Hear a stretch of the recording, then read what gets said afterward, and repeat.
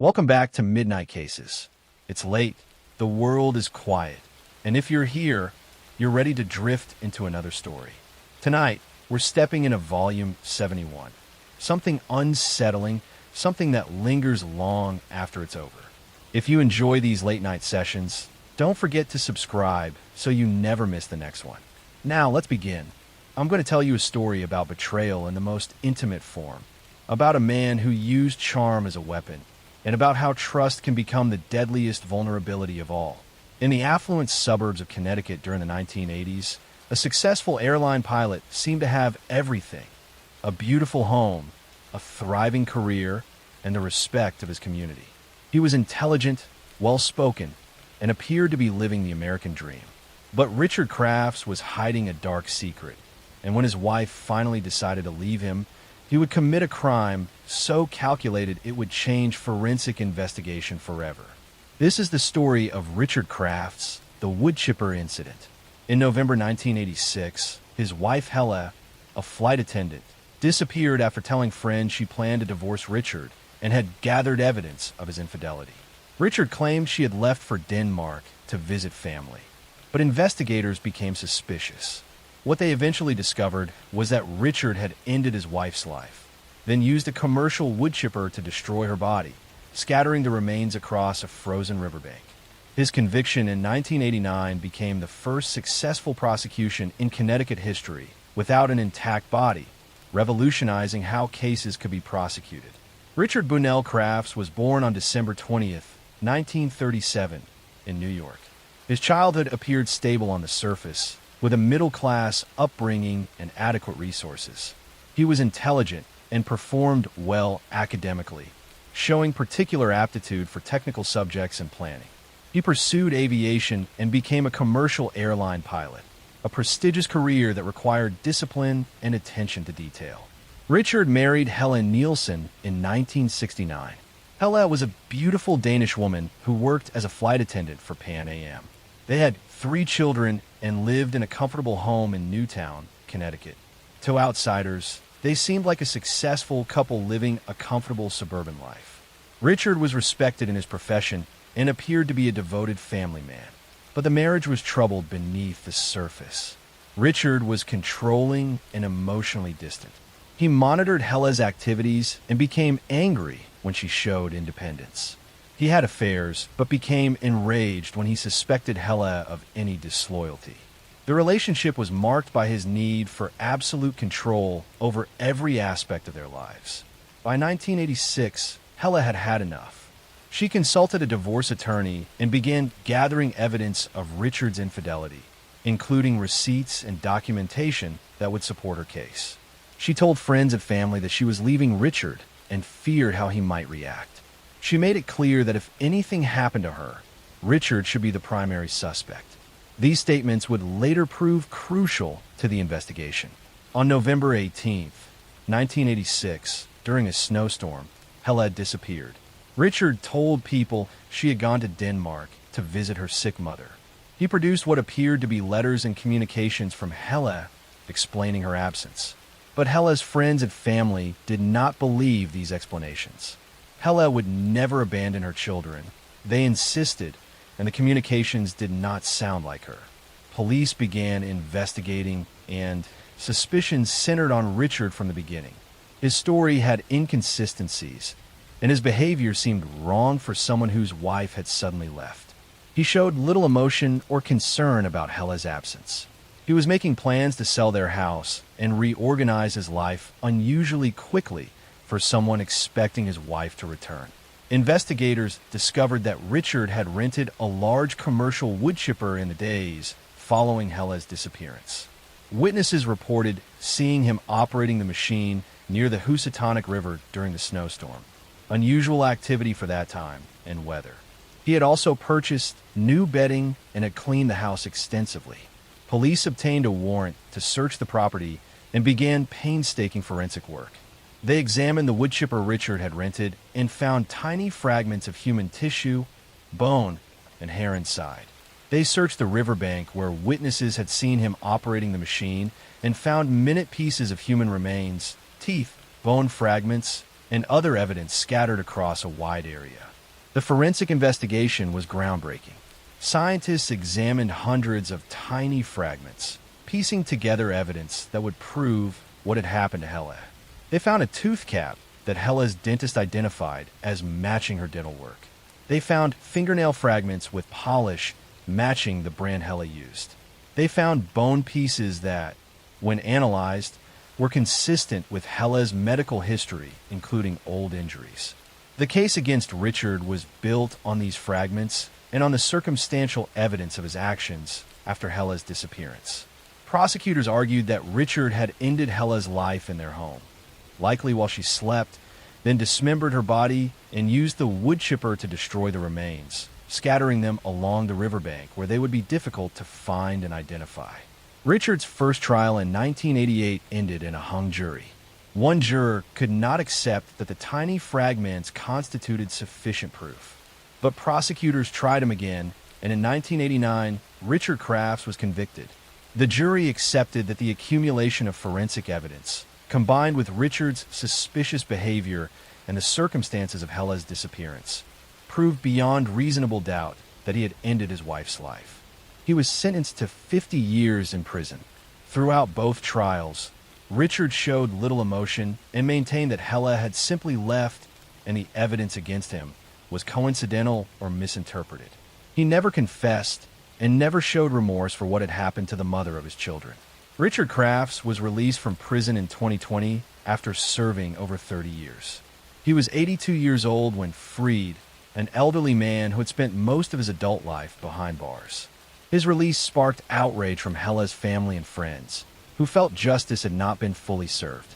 The Crafts case became famous in forensic science and legal circles as a landmark prosecution.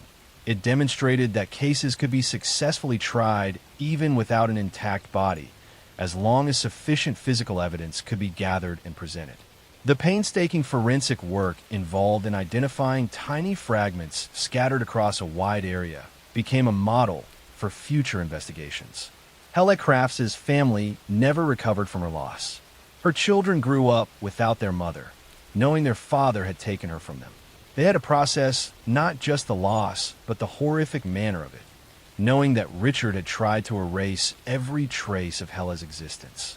The case stands as a reminder that danger often comes from those closest to us, that domestic relationships can become deadly when control and possession override love and respect.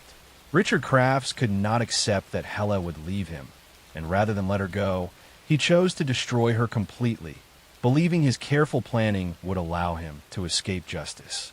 The tiny fragments of evidence he could not eliminate became the proof that brought him down, demonstrating that even the most calculated crimes leave traces that determined investigators can find.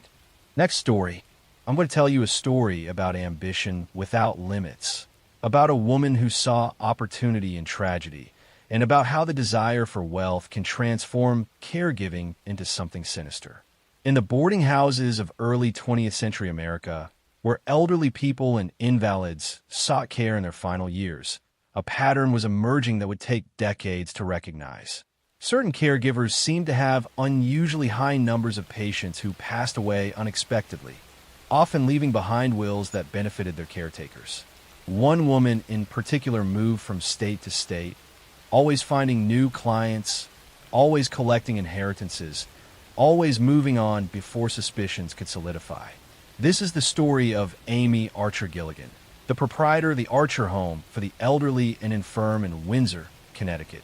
Between 1907 and 1917, at least 5 people in her care passed away under suspicious circumstances, though investigators believe the true number may have been as high as 48. She would convince elderly clients to sign over their assets or name her in their wills, then administer arsenic or other substances to hasten their passing. Her arrest in 1916 exposed a decade of suspected crimes and inspired the play and film Arsenic and Old Lace. Amy Duggan was born in 1873 in Connecticut to Irish immigrant parents. She grew up in modest circumstances and received basic education. She was intelligent and ambitious, determined to rise above her working-class origins. She married James Archer in 1897 and together they established a home for elderly boarders in 1907, purchasing a large house in Windsor, Connecticut. The Archer home advertised itself as providing quality care for elderly people in their final years. Amy and James charged either ongoing fees for care or offered lifetime residency for a single large payment. Many elderly clients chose the lifetime option, paying substantial sums up front with the understanding they would be cared for until their natural passing. James Archer passed away in 1910 under circumstances that were considered natural at the time.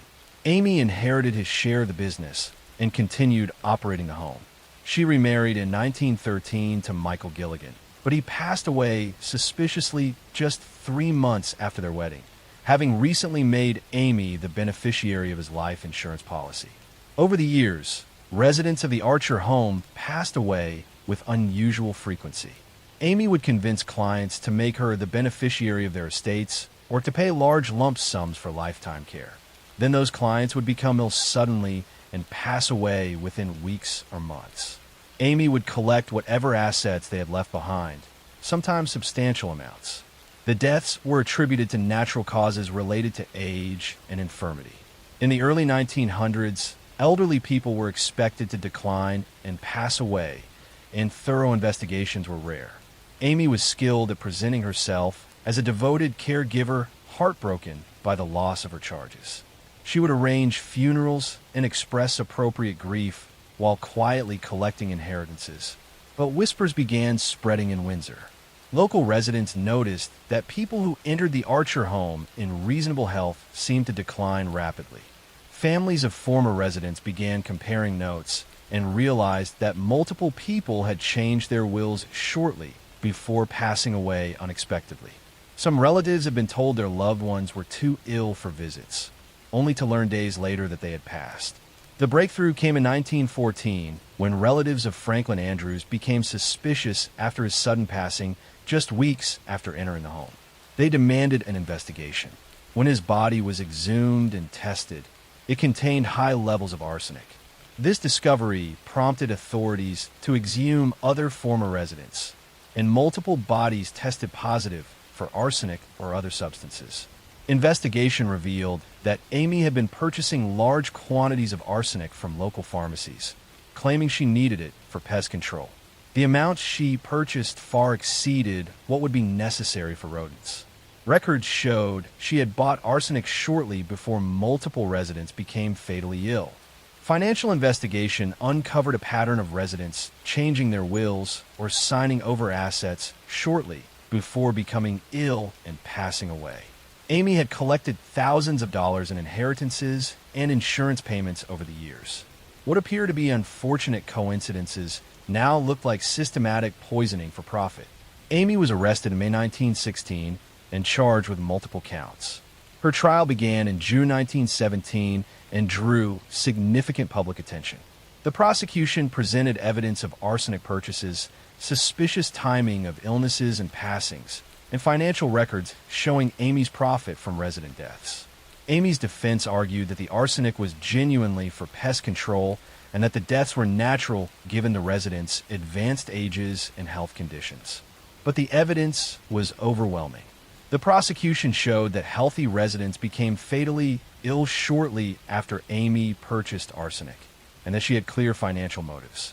The jury convicted Amy on one count, and she was sentenced to death by hanging. However, her attorneys successfully argued that she was mentally incompetent. She was evaluated by psychiatrists who diagnosed her with various mental conditions, and her sentence was commuted. She was committed to Connecticut State Hospital for the Insane, where she would spend the rest of her life. Amy Archer Gilligan remained institutionalized for 23 years, maintaining her innocence throughout. She passed away in the psychiatric hospital in 1962 at age 89, having outlived all her victims and most of their families. Her case became one of the most notorious examples of what would later be called healthcare serial cases, where caregivers harm those in their care for financial gain. The case inspired Arsenic and Old Lace, though that work transformed the story into dark comedy rather than depicting the tragedy of real victims. The investigation into Amy's activities revealed systemic problems in how elderly care facilities were monitored in early 20th century America. There were few regulations governing nursing homes, little oversight of how residents' finances were managed, and minimal investigation when elderly people passed away. Amy exploited all these gaps. Her victims were elderly people who had trusted her with their care and their assets in their most vulnerable years. Many had no close family to advocate for them or question suspicious circumstances. Some had specifically chosen the Archer home because Amy seemed so caring and competent. They paid for quality care in their final years and instead received poisoning that ended their lives prematurely. The case led to reforms in Connecticut and other states regarding nursing home oversight, requirements for investigating suspicious passings of residents, and regulations about financial relationships between caregivers and clients. These changes came too late for Amy's victims, but helped protect future generations.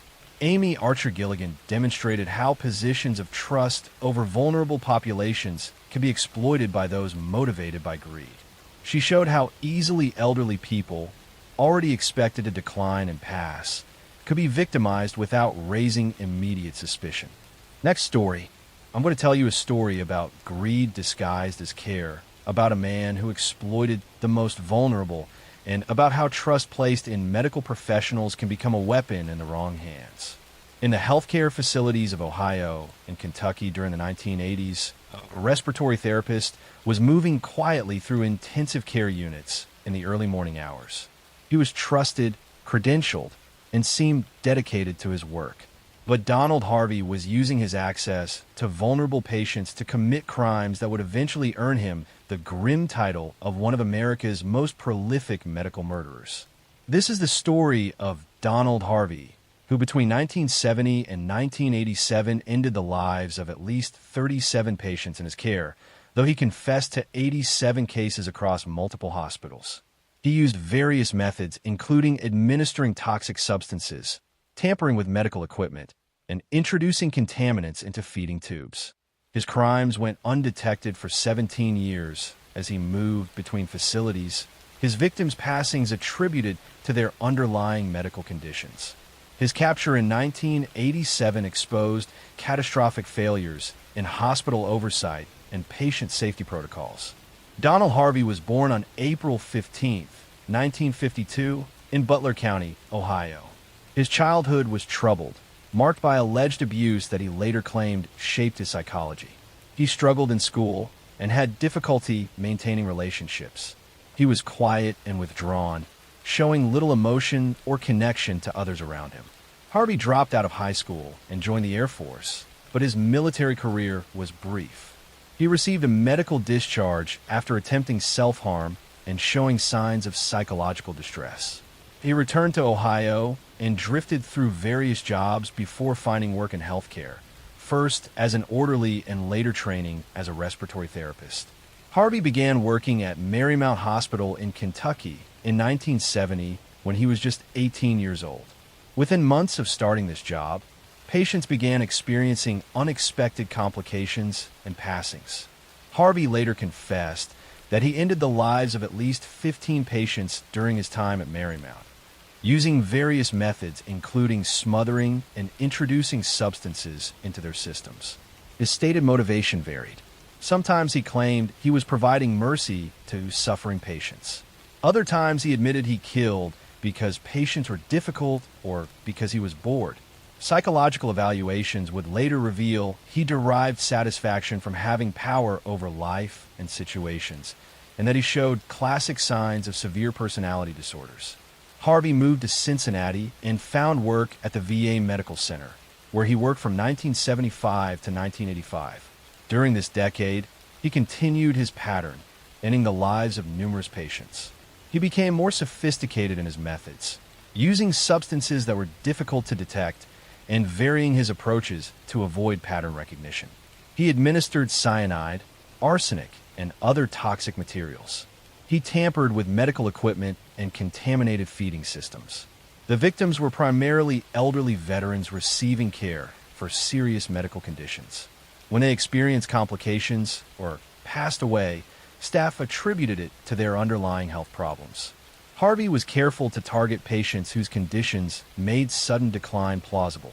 He kept detailed mental records of his activities, but left no written evidence that might incriminate him. Hospital staff never suspected Harvey during his decade at the VA facility. He was seen as a competent, reliable employee who showed up for shifts and did his work.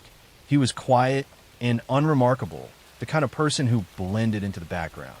This invisibility allowed him to continue his activities undetected year after year.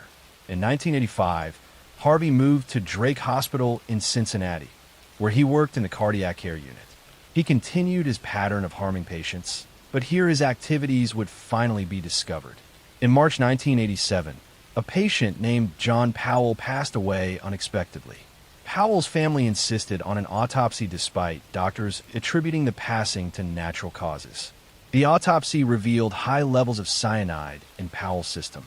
This discovery prompted investigation into other recent passings at Drake Hospital. Authorities began examining patterns and discovered suspicious circumstances in multiple cases. When investigators looked into who had access to all the affected patients, Harvey emerged as the common factor. Harvey was questioned by police in March 1987. Initially, he denied involvement, but when confronted with evidence, he began confessing. What started as admission to one or two cases expanded into a detailed confession spanning 17 years and multiple facilities. Harvey provided information about dozens of victims, describing methods and motivations with disturbing casualness. Authorities were shocked by the scope of his admissions. Harvey confessed to ending the lives of patients at multiple hospitals where he had worked. He described using cyanide, arsenic, contaminated solutions, and other methods. He admitted that some victims had been suffering, and he claimed to provide mercy, but many were not terminally ill and could have recovered with proper care. Harvey's trial in 1987 resulted in multiple convictions. Rather than face potential death sentences in Kentucky for murders committed there, he agreed to plead guilty to Ohio charges in exchange for life sentences. He was convicted of 37 cases in Ohio and received multiple consecutive life sentences, ensuring he would never be released. During sentencing, families of victims expressed their anguish at learning their loved ones have been intentionally harmed by someone entrusted with their care. Many have been told their family members passed from natural disease progression, never suspecting foul play until Harvey's confession revealed the truth. The Harvey case exposed serious gaps in hospital safety protocols. There were insufficient controls on access to dangerous substances, inadequate monitoring of patient outcomes by individual staff members, and poor coordination between facilities regarding problem employees. Hospitals had no system for tracking suspicious patterns across institutions. Following Harvey's conviction, healthcare facilities implemented significant reforms. These included better medication security, enhanced monitoring of patient outcomes, systematic review of unexpected complications, and databases to track concerning patterns across multiple employers. These changes came too late for Harvey's victims, but helped protect future patients. Donald Harvey remained imprisoned in Ohio until March 30th, 2017, when he was attacked and fatally injured by another inmate. He was 64 years old. He had spent 30 years in prison, longer than his 17-year career as a healthcare worker who betrayed every principle of his profession. His case stands as a dark reminder that predators can infiltrate helping professions, that trust can be exploited, and that vulnerable patients depend on systems that must be constantly vigilant to protect them from those who see caregiving not as a calling, but as an opportunity to satisfy pathological needs for power and control. Next story. I'm going to tell you a story about a woman who craved attention above all else, about lies that spiraled into tragedy, and about how the desperate need to be noticed can lead someone to commit unspeakable acts against those who trust them most. In the quiet town of Union, South Carolina, during the fall of 1994, a young mother became the center of a national news story that would captivate and horrify America. Susan Smith reported that a black man had carjacked her vehicle with her two young sons still strapped in their car seats. She made tearful pleas on national television for the safe return of her children. But her story was a lie, and the truth would prove far more disturbing than anyone imagined. This is the story of Susan Smith, who on October 25th, 1994, drove her car into John D. Long Lake with her 3-year-old son Michael and 14-month-old son Alexander, still buckled inside. She watched as the vehicle slowly sank beneath the water, then created an elaborate false story about a carjacking. For 9 days, she maintained this deception while search teams looked for her children and the nation prayed for their safe return. Her confession shocked the world and raised difficult questions about what could drive a mother to such an act. Susan Lee Vaughn was born on September 26, 1971, in Union, South Carolina. Her childhood was marked by trauma and instability that would shape her psychological development. When Susan was 6 years old, her father took his own life, an event that devastated her and left lasting emotional scars. Her mother remarried, but Susan's relationship with her stepfather was complicated and troubled. Susan grew up desperate for attention and validation. She struggled with feelings of abandonment after her father's passing and never developed healthy coping mechanisms for processing trauma. She sought approval through relationships with boys and men, believing romantic attention could fill the emptiness she felt inside. This pattern would continue into adulthood with destructive consequences. In her teenage years, Susan was popular and outgoing, but those close to her recognized her neediness and emotional instability.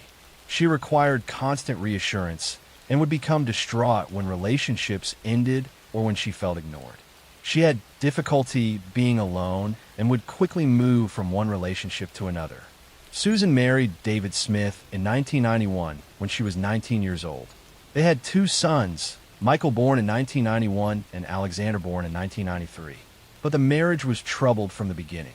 Susan and David fought frequently, separated multiple times, and were in the process of divorcing when the tragedy occurred.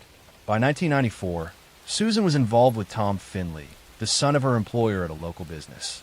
She was infatuated with Tom and believed he represented her chance at a better life. But Tom made it clear he was not interested in a serious relationship, particularly not with someone who had children. He wrote Susan a letter breaking off their relationship, specifically mentioning that he did not want the responsibility of children. This rejection devastated Susan. In her distorted thinking, she began to believe that her children were obstacles preventing her from having the relationship and life she wanted. Rather than accepting that Tom was simply not interested in a committed relationship, she convinced herself that if she did not have children, he would want to be with her.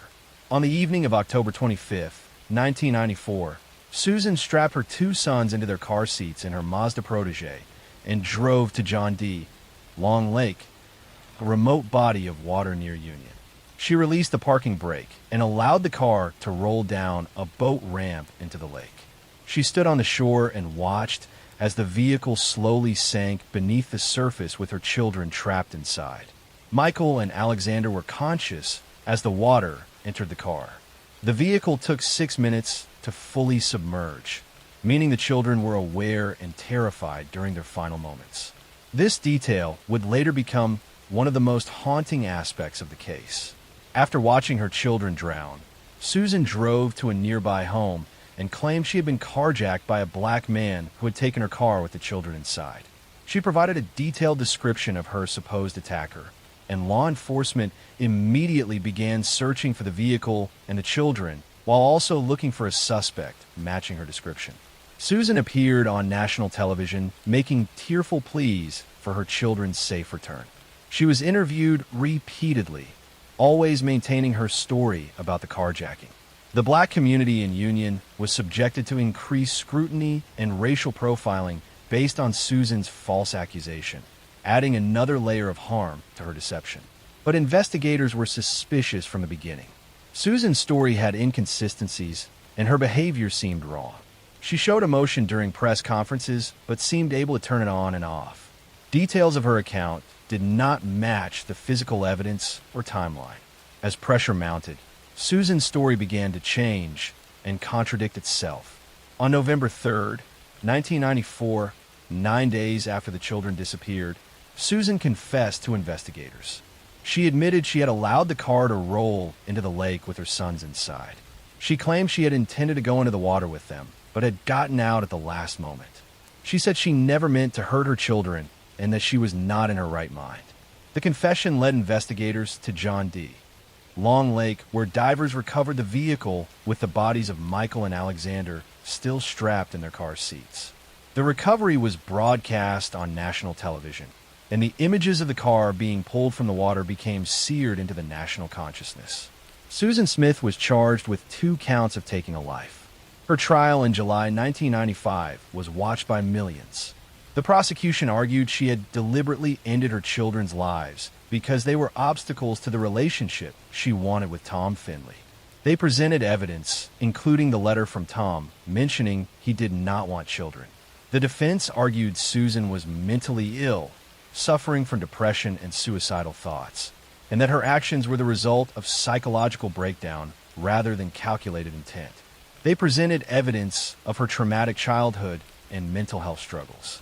The jury convicted Susan Smith on both counts, but rejected the death penalty, instead sentencing her to life in prison with the possibility of parole after 30 years.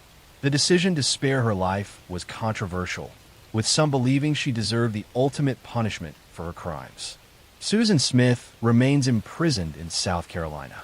She will be eligible for parole in 2024 after serving 30 years. She has given occasional interviews from prison where she has expressed remorse, though many question the sincerity of her statements.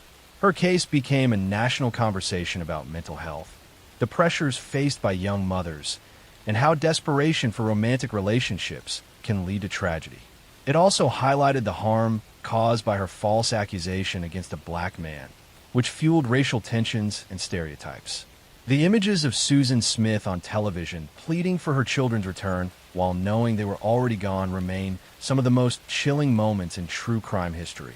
A reminder that sometimes the greatest danger comes not from strangers, but from those who should love and protect us most. Next story. I'm going to tell you a story about a woman who turned tragedy into profit, about deception that lasted decades, and about how the desire for sympathy and financial gain can lead someone to commit the unthinkable repeatedly. In the small town of Wanacue, New Jersey, during the 1970s and 1980s, one family seemed cursed by terrible luck. Mary Beth Tinning's children kept passing away, one after another, from various mysterious illnesses and sudden medical emergencies. Neighbors expressed sympathy for the seemingly devoted mother who kept losing her babies. Doctors were puzzled by the string of tragedies. But no one suspected that Mary Beth herself was causing these deaths, ending the lives of her own children to gain attention and sympathy. This is the story of Mary Beth Tinning, who between 1972 and 1985 ended the lives of 9 of her own children through suffocation and other means. She would bring her babies to hospitals in crisis, appearing as a distraught mother seeking help, while she was actually the cause of their medical emergencies. Her conviction in 1987 exposed one of the most disturbing cases of Munchausen syndrome by proxy ever documented, and revealed how a mother's need for attention could override the most basic parental instincts. Mary Beth Rowe was born on September 11th, 1942, in Duanesburg, New York. Her childhood was marked by emotional neglect and a desperate hunger for attention. Her parents were cold and distant, showing little affection to their children. Her father was an alcoholic who spent little time with the family. Her mother was emotionally unavailable, providing basic physical care but no warmth or nurturing. Mary Beth grew up feeling invisible and worthless. She struggled in school, not due to lack of ability, but because she could not focus when her emotional needs were so unmet. She had few friends and spent most of her time alone, developing fantasies about being special or important in some way. She craved recognition and sympathy, but had no healthy way to obtain it. She married Joseph Tinning in 1965. Joseph was a stable, hardworking man who provided financial security. They settled in Schenectady, New York, and began having children. For Mary Beth, motherhood seemed like an opportunity to finally matter, to be important to someone. But she quickly discovered that healthy children did not generate the attention she craved. In January 1972, Mary Beth's 8-day-old daughter, Jennifer, passed away from what doctors determined was meningitis and pulmonary edema. The death appeared natural and tragic. The community rallied around Mary Beth, offering sympathy and support. For perhaps the first time in her life, Mary Beth was the center of attention, receiving care and concern from everyone around her. The experience was intoxicating. Just 17 days after Jennifer's passing, Mary Beth's 2-year-old son, Joseph, died suddenly. Doctors attributed it to cardiac arrest related to a previous illness. 2 children gone within 3 weeks seemed impossibly tragic, but medical professionals accepted Mary Beth's explanations, and no one suspected foul play. Mary Beth received even more sympathy and attention as the unlucky mother who had lost 2 children. What no one realized was that Mary Beth had discovered a terrible way to get the attention she desperately needed. By harming her children, she could create medical crises that brought doctors, nurses, neighbors, and family members rushing to support her. She was no longer invisible. She mattered. Over the next 13 years, 7 more of Mary Beth's children would pass away under suspicious circumstances. Barbara passed away at age 4.5, officially from Reye's syndrome. Timothy passed at age 3 weeks from what was called sudden infant death syndrome. Nathan passed at 5 months, another SIDS diagnosis. Mary Frances passed at 3 months. Jonathan passed at 3 months. Michael passed at 2.5 weeks. Each time, doctors accepted that these were tragic but natural deaths. Mary Beth's method was suffocation. She would smother her babies with pillows or blankets, cutting off their air supply until they stopped breathing. Sometimes she would revive them and bring them to hospitals, creating medical emergencies that required intensive intervention. Other times, she would simply end their lives and present their bodies to authorities, claiming they had stopped breathing suddenly. She carefully selected which children to harm and when. She would wait until the sympathy from one passing had faded, then create a new crisis with another child. She was methodical in maintaining the attention flow she needed, spacing the tragedies to maximize impact without raising immediate suspicion. Some medical professionals did become concerned.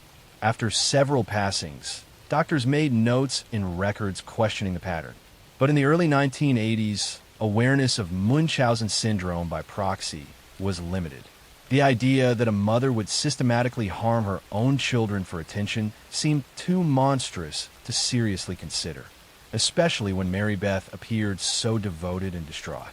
The pattern finally became undeniable in December 1985 when 3-month-old Tammy Lynn was brought to the hospital unconscious. Medical staff managed to revive her initially, but she passed away the following day. This time, a physician's assistant named Linda Anderson refused to accept another unexplained infant passing in the Tinning family. She pushed for investigation, and authorities finally began examining the impossible pattern. When confronted by police, Mary Beth's facade crumbled. She confessed to smothering Tammy Lynn, claiming the baby had been crying and she just wanted her to stop. She denied harming her other children, but investigators did not believe her given the overwhelming pattern. Mary Beth was arrested and charged.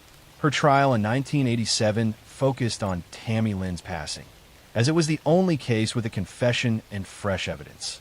Prosecutors argued she had ended all 9 children's lives, but they could only prove the most recent case beyond reasonable doubt. Expert witnesses testified about Munchausen syndrome by proxy, explaining how caregivers harm those in their care to gain attention and sympathy. They described Mary Beth's desperate need for recognition and how harming her children fulfilled that need. The statistical impossibility of 9 children in one family passing from various causes was presented as evidence of systematic harm. The defense argued Mary Beth was a loving mother who had suffered terrible misfortune and had snapped only once under extreme stress. But the jury saw through this argument and recognized the pattern of harm that had continued for over a decade. On July 17, 1987, Mary Beth Tinning was convicted of taking Tammy Lynn's life. She was sentenced to 20 years to life in prison. She has been denied parole multiple times and remains incarcerated in New York at age 82. Throughout her imprisonment, Mary Beth has never fully confessed to harming her other children. She maintains that only Tammy Lynn's passing was intentional. This denial continues to haunt the community and the few surviving family members who tried to support her through what they believed was unimaginable tragedy. Her husband, Joseph, divorced her and has lived quietly, never speaking publicly about the horror he lived through. He had trusted his wife completely, never suspecting that the woman he loved was systematically ending their children's lives. Next story. I'm going to tell you a story about a man who weaponized medicine, about trust betrayed in the most fundamental way, and about how someone sworn to heal instead chose to harm for reasons that defy understanding. In the hospitals of southern New Jersey during the late 1980s and through the 1990s, patients in critical care units were experiencing cardiac arrests at rates that seemed higher than normal. Nurses noticed patterns but struggled to identify clear causes. Families trusted that their loved ones were receiving the best possible care in modern medical facilities. But Charles Cullen, a nurse working night shifts, was systematically ending the lives of vulnerable patients under his care. This is the story of Charles Cullen, who between 1988 and 2003 ended the lives of at least 29 patients, though investigators believe the true number may exceed 300. He administered lethal doses of medications like digoxin and insulin to patients in intensive care units across multiple hospitals. His crimes went undetected for 16 years as he moved from facility to facility, with hospitals quietly dismissing him rather than reporting suspicious patterns. His arrest in 2003 exposed catastrophic failures in healthcare oversight and revealed how easily someone could exploit gaps in hospital systems. Charles Edmund Cullen was born on February 22, 1960, in West Orange, New Jersey. His early life was marked by profound loss and instability.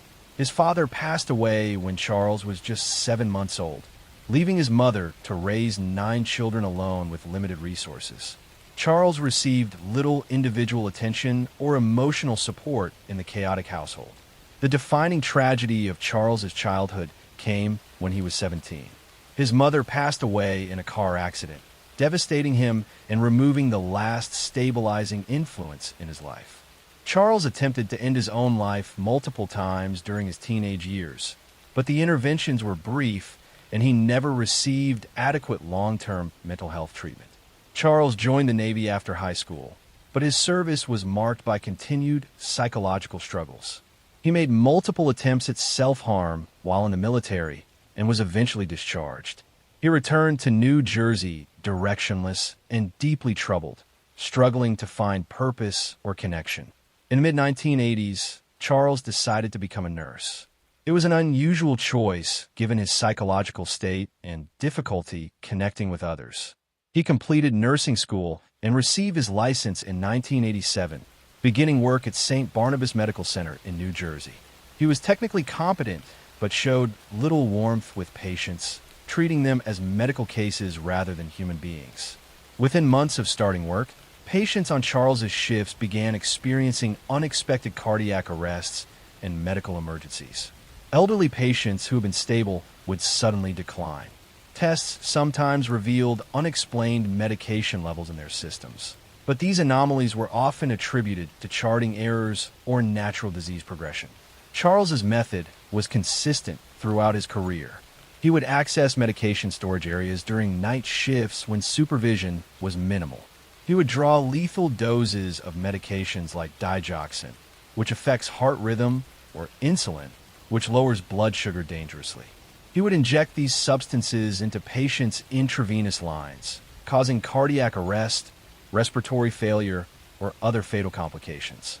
His victims were primarily elderly or seriously ill patients in intensive care units.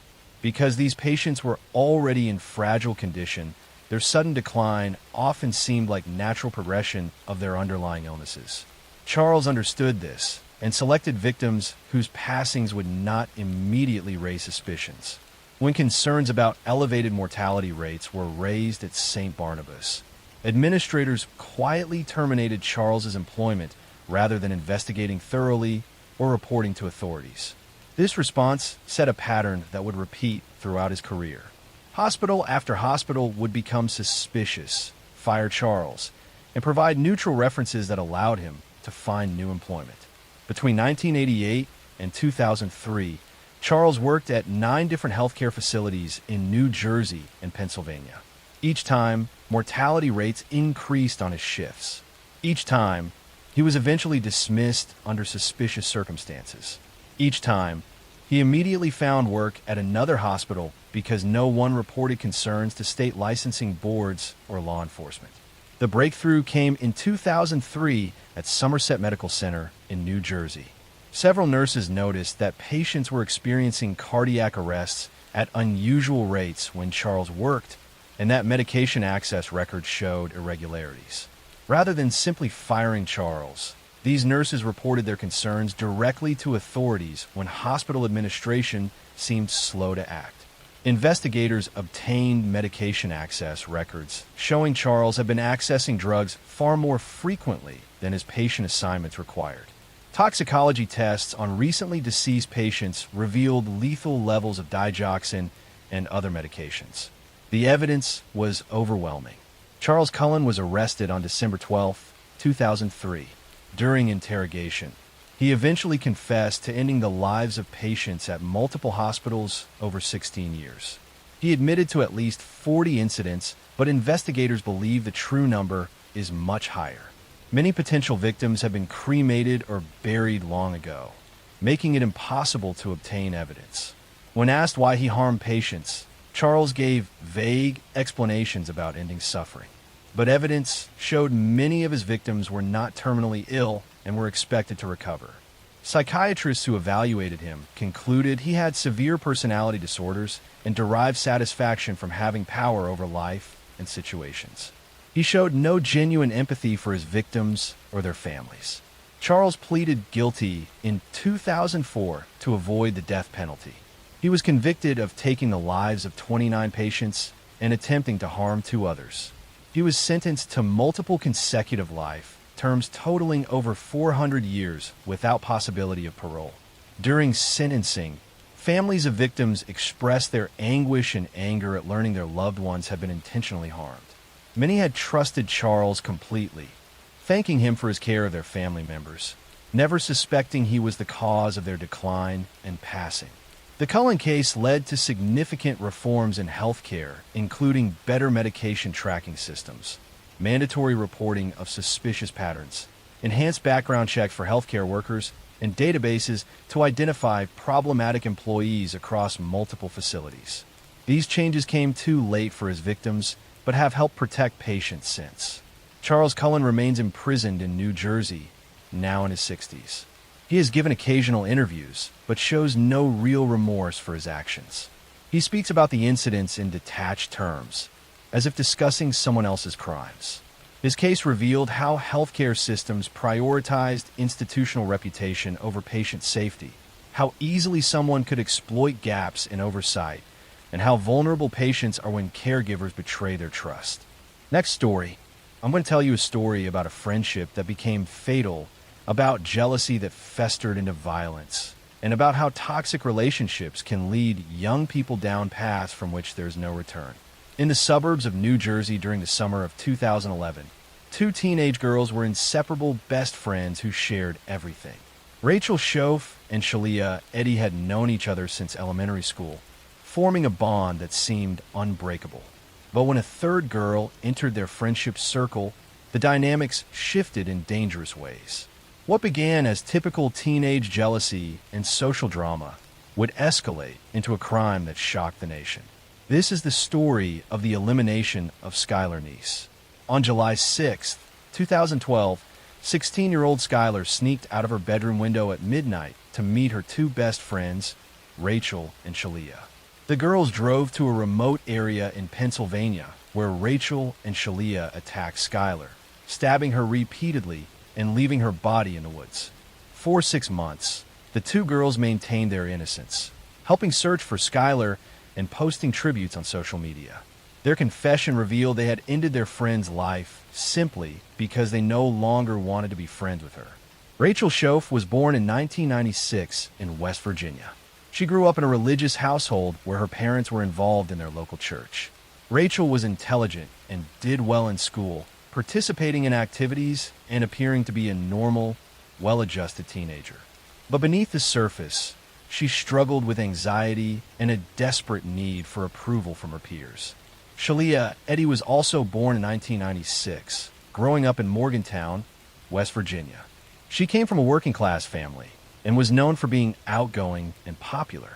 Shalia was the dominant personality in her friendships, someone who liked to be in control and became upset when things did not go her way. Skylar Neese was born in 1996 to loving parents who doted on their only child. She was bright, funny, and had dreams of attending college and building a successful future. She considered Rachel and Shalia her closest friends and trusted them completely. The three girls met in elementary school and became close during their early teenage years. They spent countless hours together, having sleepovers, sharing secrets, and navigating the complicated social world of high school. But by 2012, tensions were developing in the friendship. Rachel and Shalia had become romantically involved with each other, a relationship they wanted to keep secret. Skylar knew about their relationship, and Rachel and Shalia worried she might reveal their secret.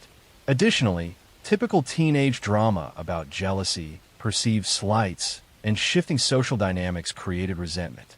Rather than simply ending the friendship or accepting that they were growing apart, Rachel and Shalia began discussing a more permanent solution. They planned to eliminate Skylar, believing this would solve their problems and prevent her from revealing their secrets or causing them social difficulties.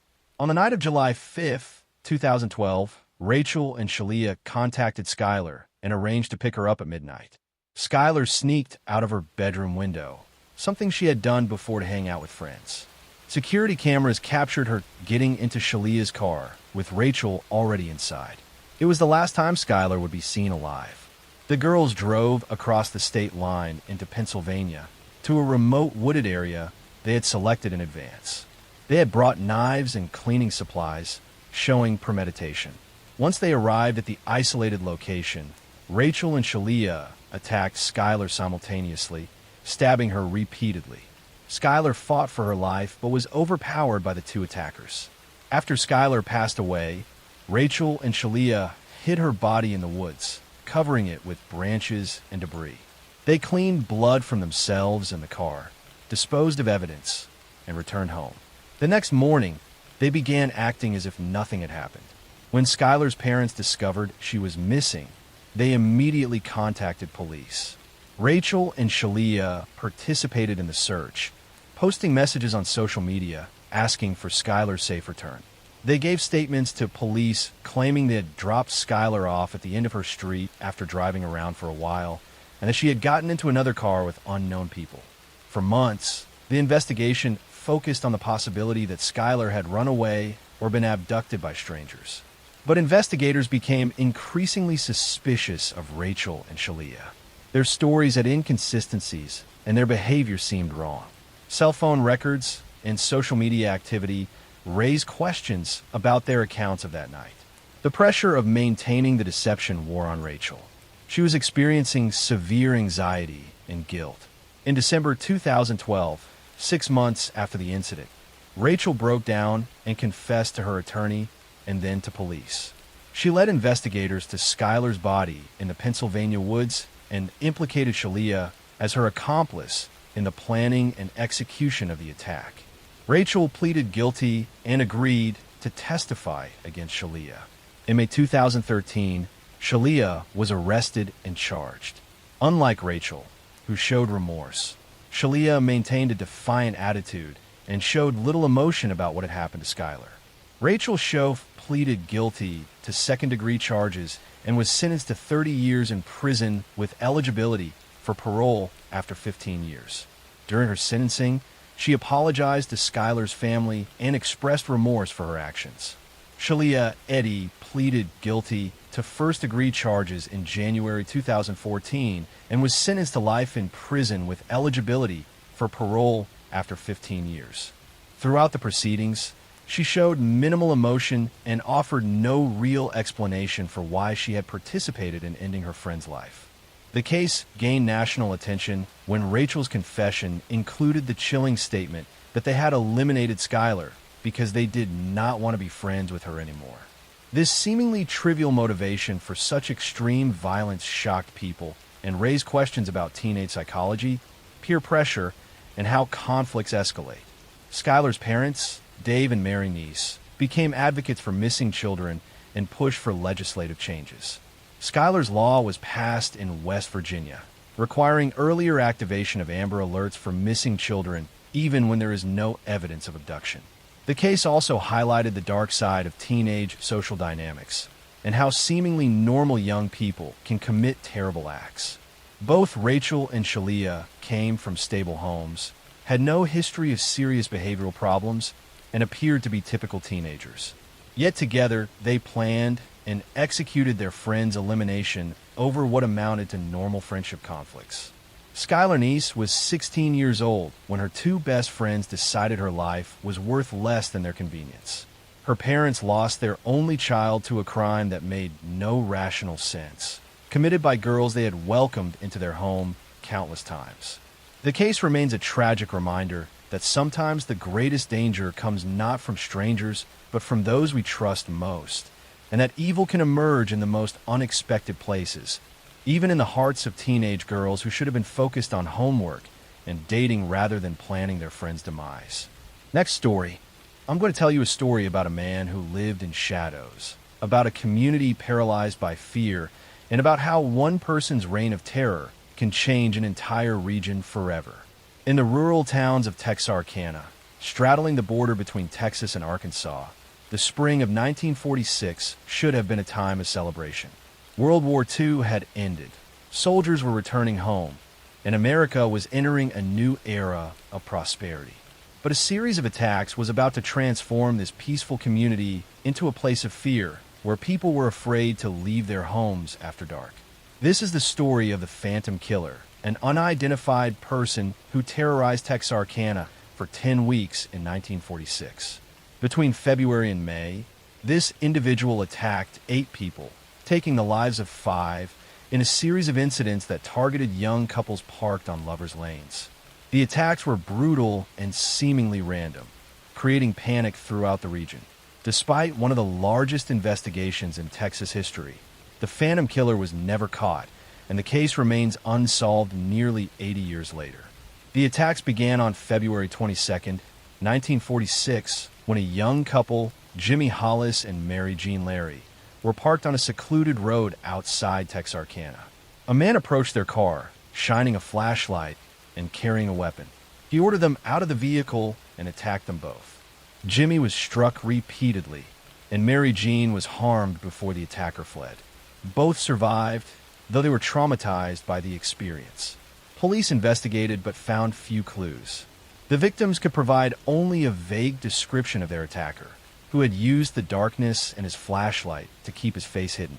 The incident seemed like an isolated attack, terrible but not necessarily part of a pattern. 3 weeks later, on March 24th, another couple was attacked. Richard Griffin and Polly and Moore were found deceased in Richard's car on a secluded road. Both had been shot, and the scene suggested the attacker had surprised them while they were parked. The brutality shocked the community, but investigators initially did not connect it to the earlier attack on Hollis and Larry. On April 14th, another couple was attacked on a lover's lane. Paul Martin and Betty Jo Booker were found deceased, their bodies showing they had been shot. Paul's body was found near his car, while Betty Jo's was discovered some distance away, suggesting she had tried to escape. The pattern was now undeniable. Someone was targeting young couples in parked cars. The community descended into panic. Parents forbade teenagers from going out at night. Businesses closed early. People installed extra locks and kept weapons near their beds. The Texas Rangers, FBI, and local law enforcement agencies launched a massive investigation, but the killer remained elusive. On May 3rd, the pattern changed. The attacker struck at a home rather than targeting a couple in a car. Virgil Starks was in his living room when he was shot through a window. His wife Katie survived despite being shot twice and managed to call for help. This home invasion suggested the killer was escalating or changing tactics, creating even more fear. After the Starks attack, the incidents stopped as suddenly as they had begun. No more attacks occurred, and the Phantom Killer seemed to vanish. Investigators pursued thousands of leads and interviewed countless suspects, but no arrests were made. The case gradually went cold, though it was never officially closed. The Phantom attacks had several unusual characteristics that made them difficult to solve. The attacker seemed to have knowledge of the area and knew which locations were isolated and frequented by couples. The attacks were spread out over 10 weeks, suggesting planning rather than impulsive violence. The shift from targeting couples in cars to attacking a home showed adaptability. Over the decades, numerous theories have been proposed about the Phantom's identity. One prominent suspect was Yowell Swinney, a car thief who was in the area during the attacks. His wife claimed he had confessed to her, but her testimony was deemed unreliable and insufficient for prosecution. Swinney was never charged with the Phantom attacks, though he spent time in prison for other crimes. He passed away in 1994, taking any secrets he might have had with him. Other theories suggested the killer might have been a transient passing through the area, which would explain why the attacks stopped suddenly. Some speculated he might have been someone who left for military service or moved away. Others wondered if he might have been incarcerated for unrelated crimes or passed away, ending his opportunity to attack. The case inspired the 1976 film The Town That Dreaded Sundown, which dramatized the attacks and brought renewed attention to the unsolved case. The movie blended facts with fiction, creating a legend that sometimes overshadowed the real tragedy of the victims and their families. The 5 people who lost their lives were young people with their futures ahead of them. Richard Griffin was a soldier who had recently returned from World War II. Polly Ann Moore was his girlfriend. Paul Martin was planning to attend college. Betty Jo Booker was a talented musician.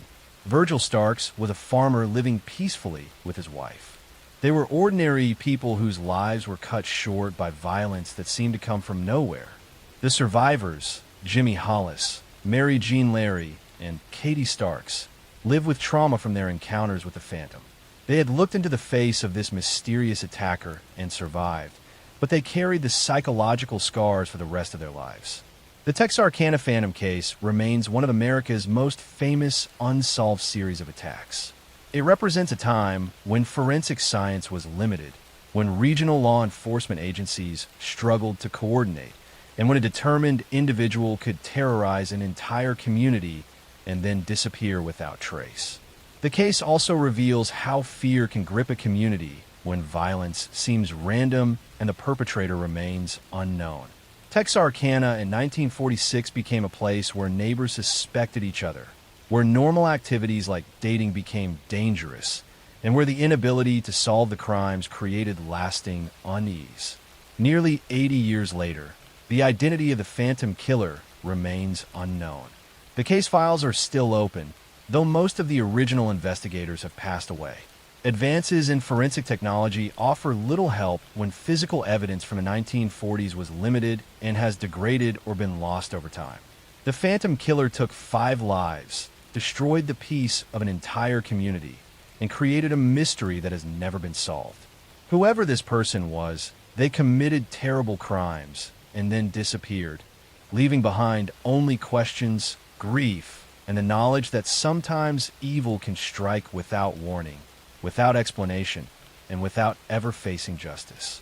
Next story, I'm going to tell you a story about a man who built a palace of death, about ambition twisted into murder, and about how one of America's greatest celebrations became a hunting ground for a predator unlike any the nation had seen. In the bustling streets of Chicago during the 1890s, as the city prepared to host the world's Columbian Exposition, a charming pharmacist was constructing an elaborate hotel near the fairgrounds. He told contractors the building would house visitors attending the fair, offering affordable lodging in a prime location. But the structure he was creating had a far darker purpose, with secret passages, soundproof rooms, and a basement equipped with tools for disposing of human remains. This is the story of H.H. Holmes, widely considered America's first documented serial killer. Between 1891 and 1894, Herman Webster Mudgett, using the alias Dr. Henry Howard Holmes, ended the lives of at least 9 confirmed victims, though he claimed the number was 27 and some estimates suggest over 200. He built a 3-story building in Chicago that became known as the Murder Castle, a structure designed specifically for killing. He lured victims, mostly young women, with promises of employment or lodging, then trapped them in rooms where he could commit terrible acts before disposing of their bodies. Herman Webster Mudgett was born on May 16, 1861, in Gilmanton, New Hampshire. He came from a prosperous farming family and was intelligent and ambitious from childhood. But he showed disturbing behaviors early, including cruelty toward animals and fascination with skeletons and death. He claimed that, as a child, bullies forced him to touch a human skeleton, an experience that both terrified and intrigued him.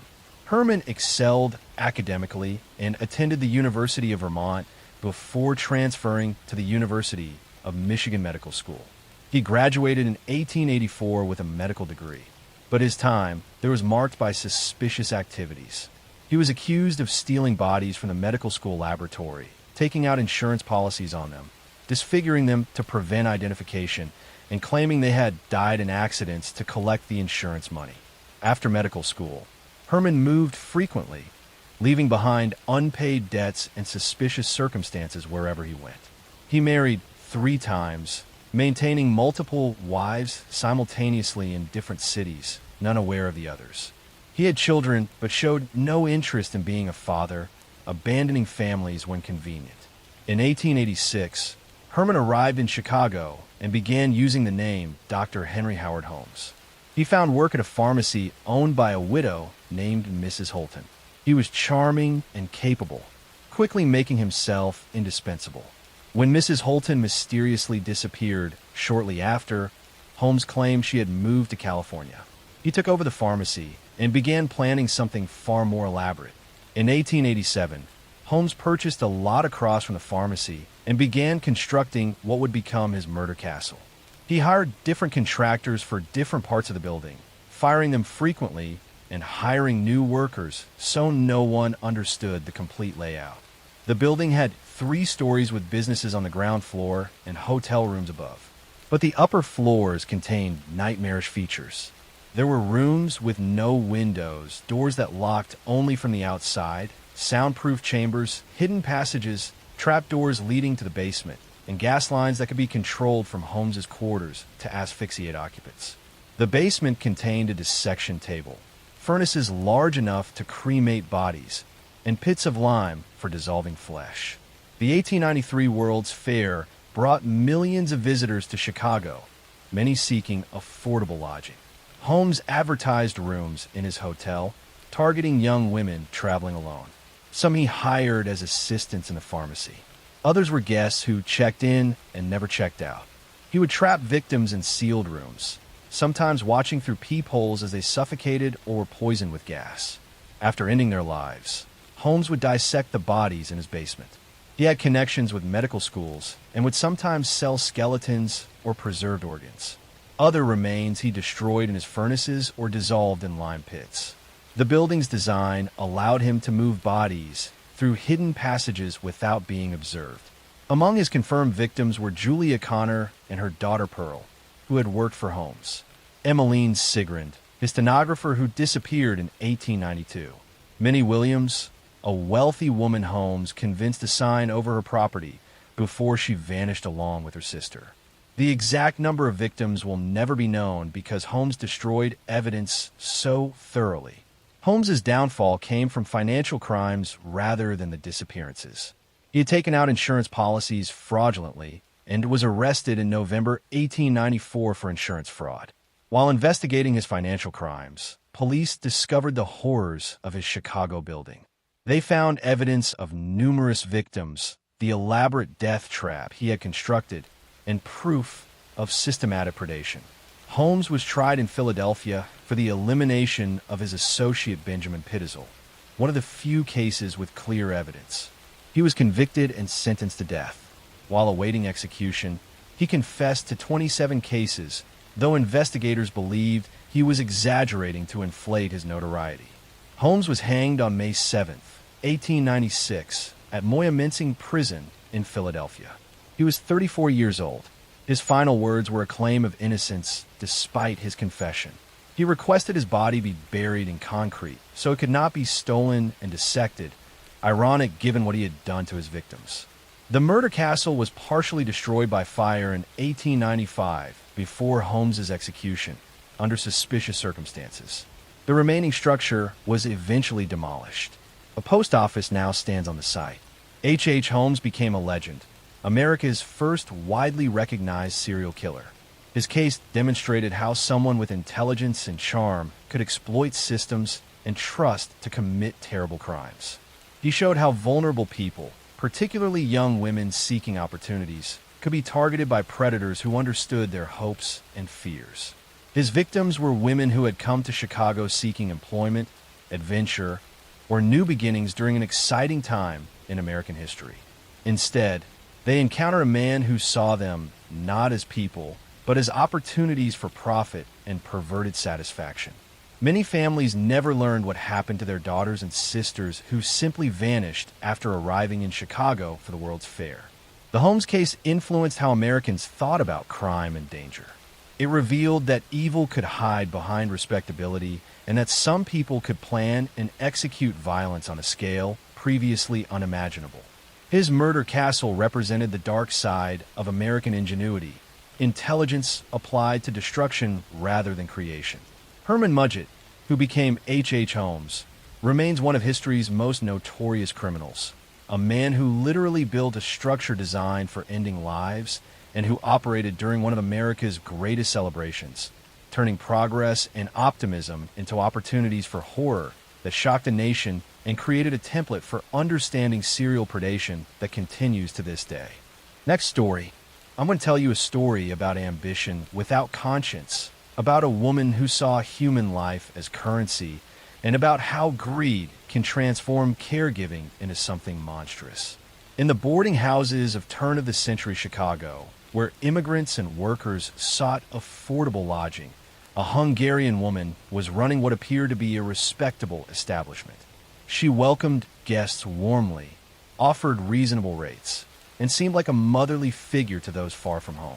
But her guests had a disturbing habit of disappearing, and those who left for care were never heard from again. This is the story of Tilly Klimek, one of Chicago's most prolific killers during the early 1900s. Between 1914 and 1922, she ended the lives of at least 20 people, mostly husbands and relatives, using arsenic-laced food. She would predict their demise with eerie accuracy, telling neighbors that her husbands would soon pass away, then ensuring her predictions came true by slowly administering poison.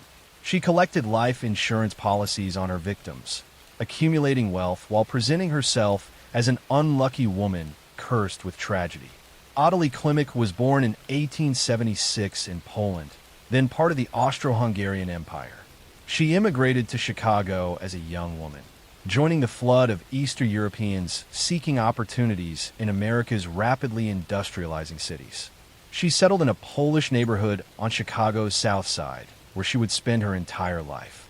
Tilly married young to a man named John Mickiewicz. The marriage seemed ordinary at first, but Tilly quickly grew dissatisfied. John worked hard but earned little, and Tilly wanted more than a life of poverty and struggle. She began to see her husband not as a partner, but as an obstacle to the comfortable life she craved. In 1914, John became mysteriously ill. He suffered from stomach pains, weakness, and progressive deterioration that doctors could not explain. After several months of suffering, he passed away. Tilly collected on his life insurance policy and immediately began looking for a new husband, showing no grief over her loss.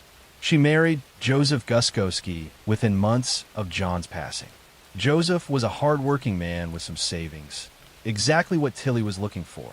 But like her first husband, Joseph soon became mysteriously ill with the same symptoms. He lingered for weeks before passing, and again Tilly collected insurance money. Tilly's neighbors began noticing a disturbing pattern. Before each husband became ill, Tilly would tell them that she had dreamed of his funeral, that she knew he would soon pass away.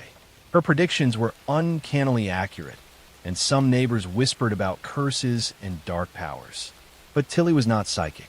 She was simply planning ahead. She married a third time to Frank Kupsik, a prosperous man with significant savings. Frank was healthy and robust when they married, but Tilly had already taken out a large life insurance policy on him. Within weeks, Frank began experiencing the familiar symptoms. But this time, Frank's relatives became suspicious and insisted doctors investigate more thoroughly. In 1922, doctors finally tested Frank's blood and found high levels of arsenic. Police were notified and began investigating Tilly's history. They exhumed the bodies of her previous husbands and found lethal amounts of arsenic in their remains.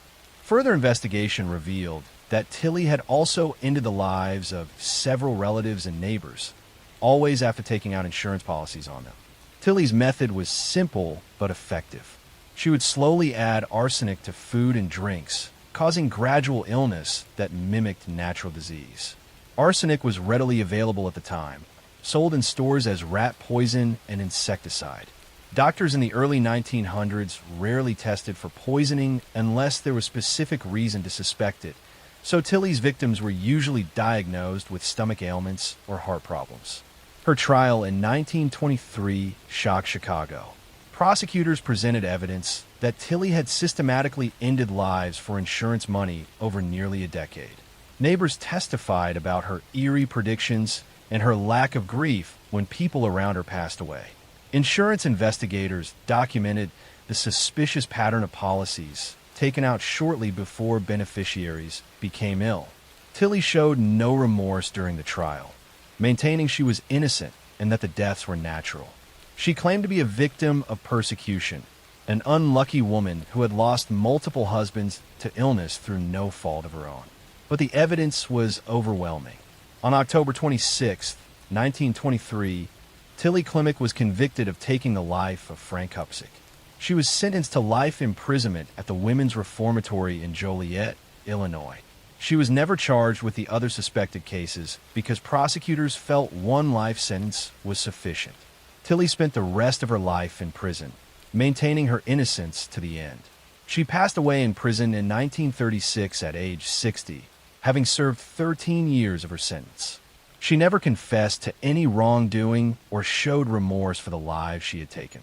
Her case was part of a larger pattern in early 20th century Chicago, where several women were discovered to have been ending lives of husbands and relatives for insurance money.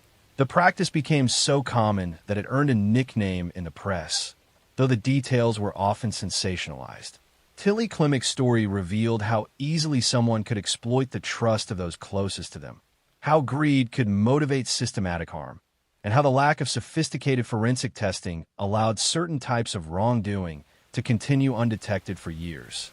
Her victims trusted her completely, never suspecting that the woman preparing their meals was also preparing their demise.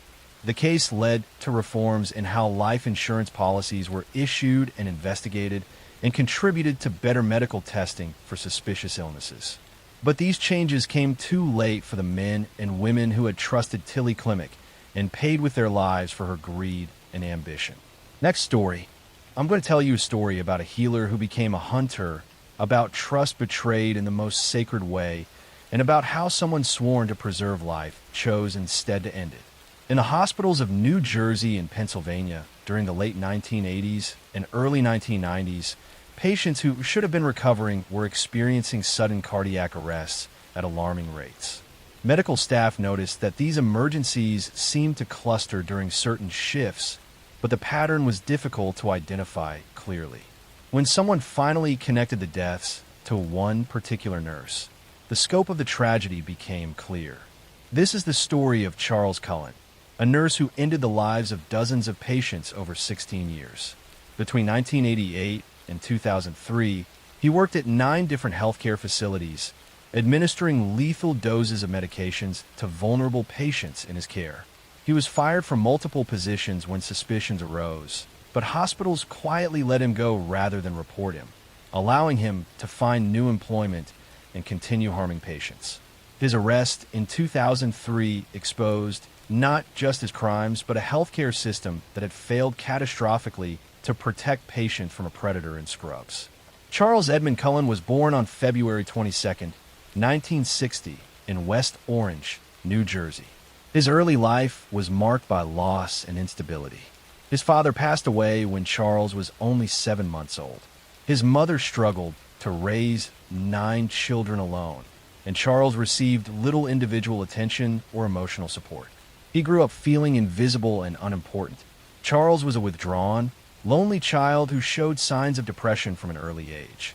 When he was 17, his mother passed away in a car accident, leaving him feeling completely alone. He attempted to end his own life multiple times during his teenage years, but the interventions were brief and ineffective. He joined the Navy after high school, but his mental health continued to deteriorate. He attempted self-harm multiple times while in service and was eventually discharged. After leaving the Navy, Charles decided to become a nurse. He entered nursing school in the mid-1980s, and despite his psychological problems, he completed the program and received his license in 1987. He was technically competent, but showed little warmth with patients. Colleagues found him odd and distant, but his skills were adequate. Charles began working at St. Barnabas Medical Center in New Jersey in 1987. Within months, patients on his shifts began passing away unexpectedly. Elderly patients who had been stable would suddenly experience cardiac arrest. Medical staff noticed the pattern, but hospital administrators did not investigate thoroughly. When concerns were raised, they simply terminated Charles's employment and gave him neutral references. This became a pattern that repeated for 16 years. Charles would work at a hospital for months or years. Patients would pass away at suspicious rates during his shifts. Administrators would become concerned and terminate him, and he would immediately find work at another facility. No one reported him to authorities or the state nursing board. Charles's method was consistent. He would access medication storage areas and obtain drugs like digoxin and insulin. He would then administer lethal doses to patients through their intravenous lines, usually when no one else was around. The patients would go into cardiac arrest or experience fatal complications. Because many were elderly or already ill, the passings often seemed natural initially. He targeted patients seemingly at random. Some were terminally ill, but many were recovering and expected to go home. When later asked why he did it, Charles gave vague explanations about ending suffering, but evidence showed many victims were not suffering at all. Psychiatrists who evaluated him believed he harmed others primarily to feel a sense of power and control over life and death. Between 1988 and 2003, Charles worked at 9 different medical facilities. Everywhere he went, mortality rates increased dramatically. But it was not until 2003 that decisive action was finally taken. At Somerset Medical Center in New Jersey, several nurses noticed the pattern and reported their concerns to hospital administration. When administrators were slow to act, the nurses contacted authorities directly. Investigators obtained medication access records showing Charles had been accessing drugs far more frequently than his patient assignments required. Toxicology tests on recently deceased patients revealed lethal levels of digoxin and other medications. The evidence was overwhelming. Charles Cullen was arrested on December 12, 2003. During questioning, he eventually confessed to ending the lives of patients at multiple facilities over 16 years. He admitted to at least 40 cases, but investigators believe the true number may exceed 400. His trial revealed the full extent of the institutional failures that had allowed him to continue harming patients for so long. Hospitals had protected themselves rather than reporting a dangerous employee. No system existed to track suspicious patterns across different facilities or flag healthcare workers who moved frequently after patient incidents. Charles pleaded guilty in 2004 to avoid the death penalty. He was convicted of taking the lives of 29 patients and attempting to harm 2 others. He was sentenced to multiple consecutive life terms totaling 397 years without possibility of parole. During sentencing, families of victims spoke about their loved ones who had trusted Charles to care for them. Many expressed anger not just at Charles, but at the healthcare system that had enabled him for so long.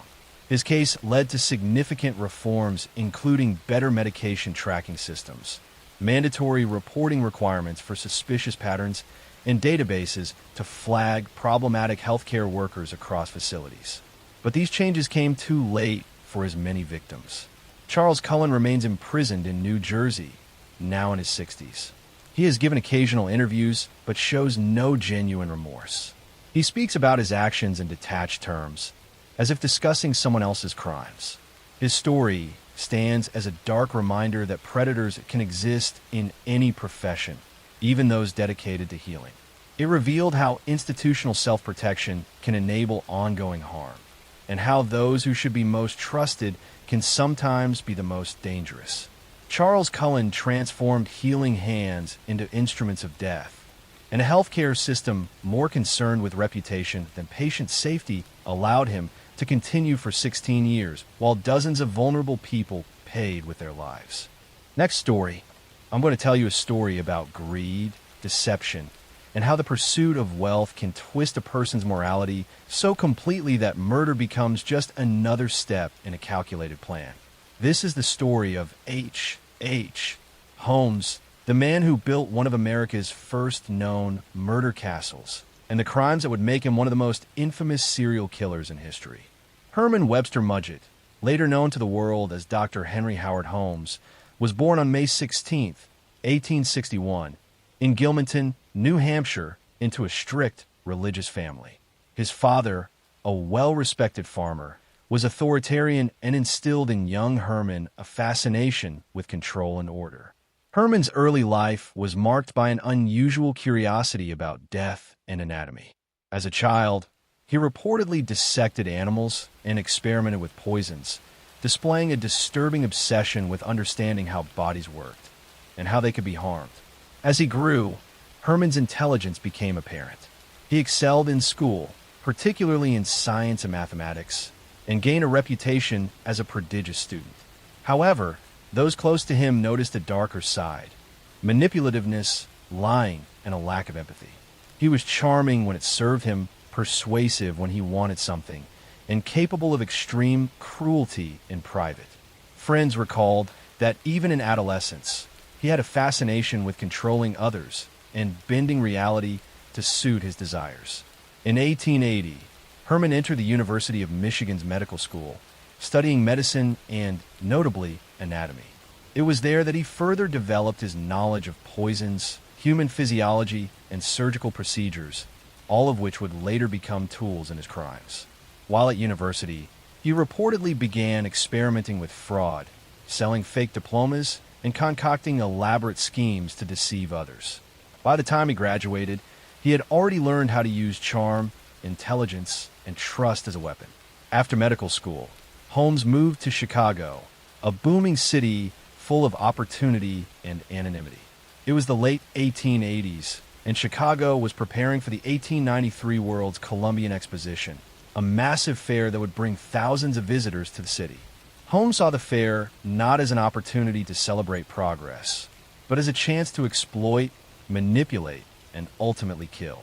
Holmes purchased a 3-story building in the Englewood neighborhood of Chicago, claiming he was opening a hotel for visitors attending the World's Fair.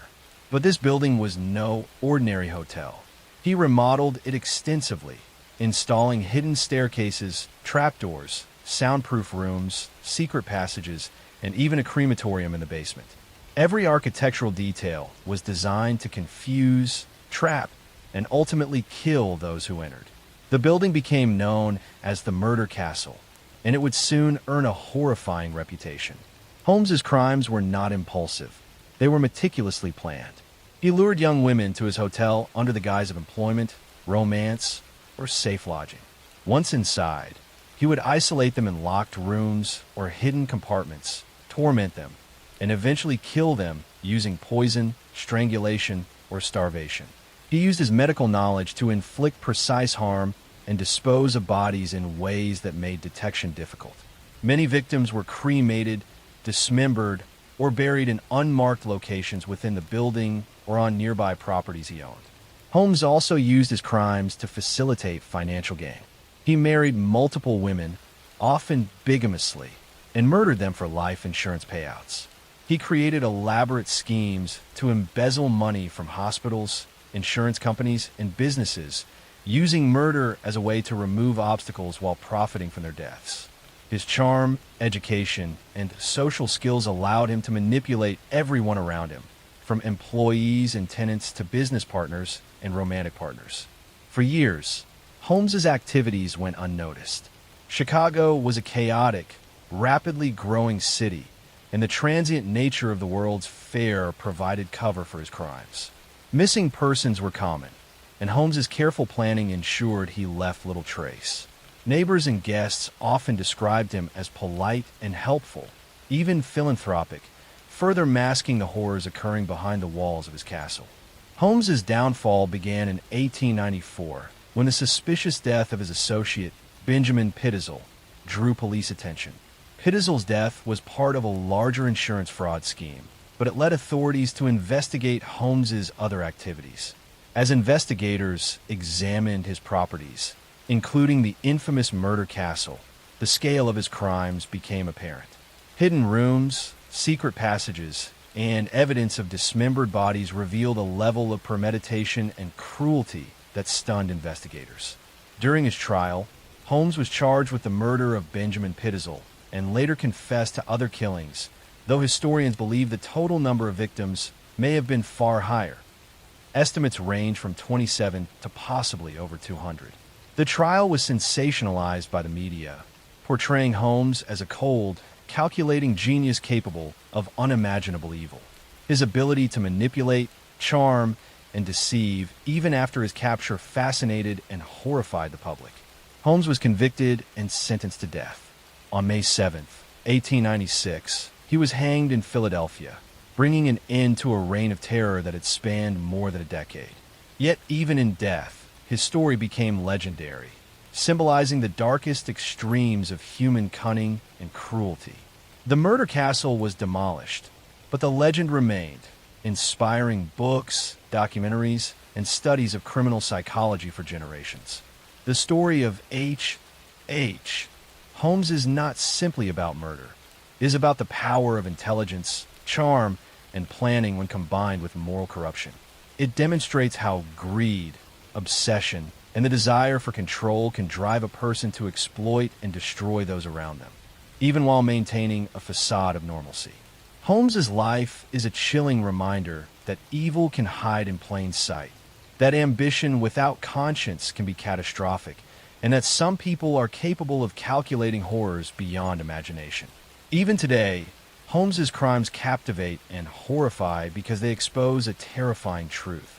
The most dangerous people are not always those who are obviously violent, but those who can manipulate, deceive, and plan meticulously, hiding monstrous intentions behind the mask of everyday life. Next story, I'm going to tell you a story about power, silence, and the cost of speaking the truth. It is the story of how an industry built on dreams and fame allowed one man to control women's futures through fear. This is the story of Harvey Weinstein and the system that helped him stay untouchable for decades. For years, Harvey Weinstein was one of the most powerful figures in Hollywood. As the co-founder of Miramax and later the Weinstein Company, he produced dozens of award-winning films that shaped modern cinema.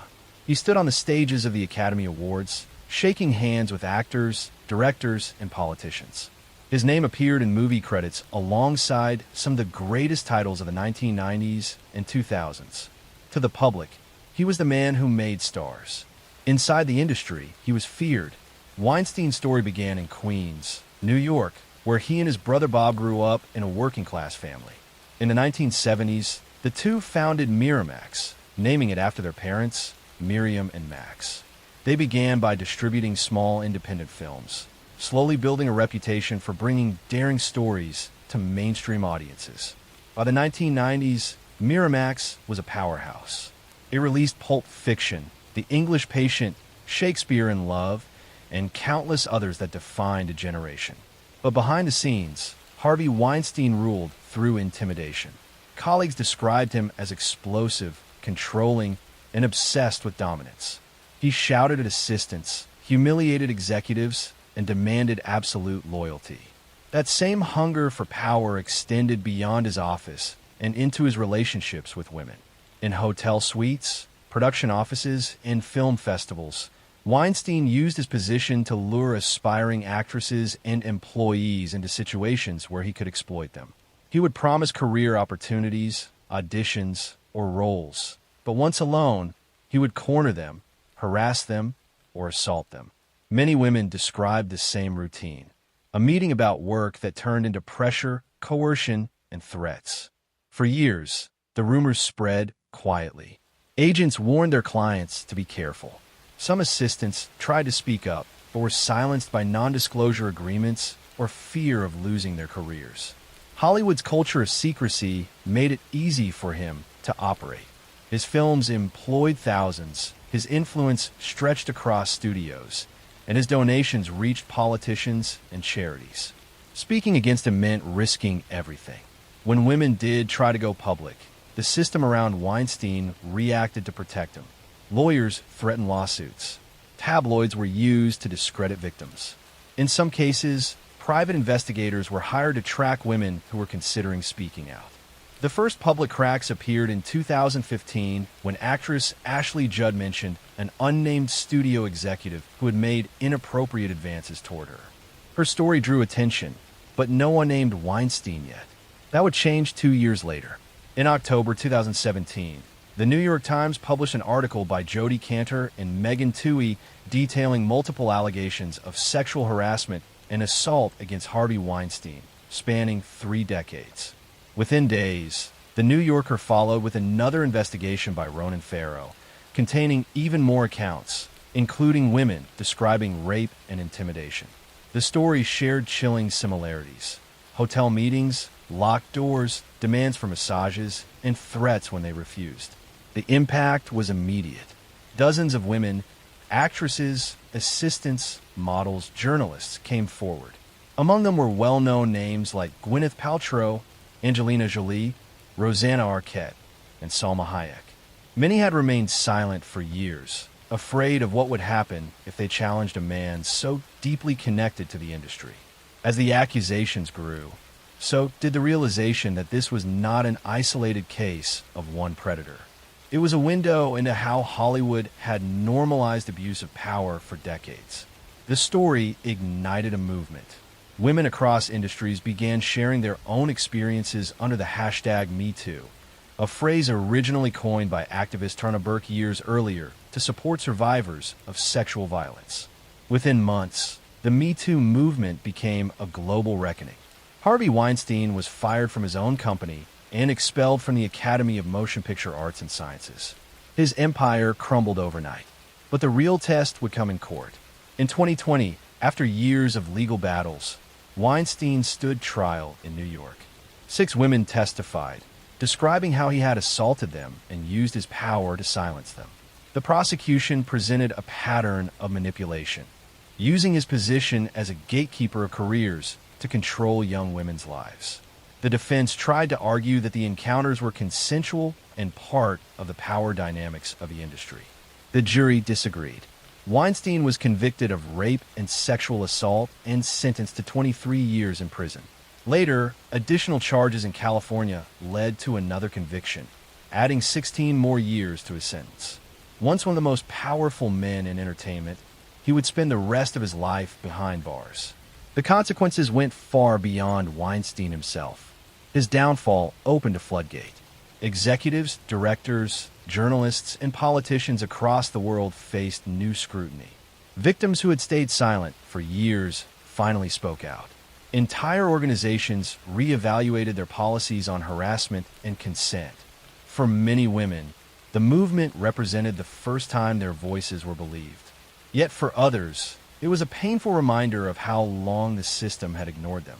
Some of Weinstein's victims had tried to report him in the 1990s, but were dismissed or paid off through settlements that buried their stories. The legal structures that protected powerful men for so long, non-disclosure agreements, private arbitration, and corporate complicity, began to crumble only after the media exposure. The film industry has tried to move forward, but the scars remain.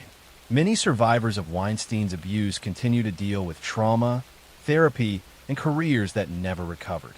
Some left the industry entirely. The Me Too movement, though transformative, also faced backlash. Critics claimed it created fear and overcorrection. But its impact was undeniable. It changed how the world talks about consent, accountability, and power. Weinstein's case showed how abuse can hide in plain sight when wealth and influence are involved. He surrounded himself with enablers, lawyers, publicists, and executives who benefited from his success and looked away from his crimes. In the end, his downfall was not only a personal collapse, but an indictment of an entire culture that prioritized money and fame over humanity. When he entered the courtroom in handcuffs, limping and pale, the image symbolized the end of an era, the moment when power no longer guaranteed protection. For decades, Hollywood had rewarded silence. Now, silence had finally broken. Harvey Weinstein will likely die in prison. His name, once attached to golden statues and glamorous parties, now stands as a warning, a symbol of what happens when power goes unchecked. But the women who spoke out did more than expose one man. They exposed a system built on fear and silence. And they changed the world by refusing to stay quiet. Their voices created a movement that outlived his power, proving that even in the darkest corners of fame, truth still finds a way to be heard. This brings us to the end of Volume 71. Thank you for spending this late hour with me. I'm going to leave you now with gentle rain to help you settle in and drift into a deeper sleep. Rest well, and I'll see you in the next one.